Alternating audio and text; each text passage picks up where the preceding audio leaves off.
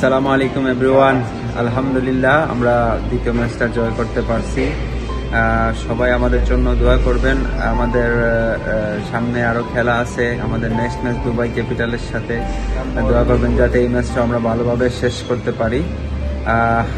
আমাদের ম্যানেজমেন্ট থেকে শুরু করে প্লেয়াররা সবাই চেষ্টা করতেছে সব জায়গা থেকে নিজেদের বেস্টটা দেওয়ার। তো আলহামদুলিল্লাহ আমরা দ্বিতীয় ম্যাচে জয় পাইছি। এমন আমরা টার্গেট থাকবে যাতে ম্যাচ বাই ম্যাচ শেষ করে আসার। ইনশাআল্লাহ আমরা গতবারে চ্যাম্পিয়ন ছিলাম, এবছরও আমরা চেষ্টা করব যাতে চ্যাম্পিয়ন হয়ে আবার বাংলাদেশের সুনাম নিয়ে আসতে পারি। সবাই আমাদের জন্য দোয়া করবেন।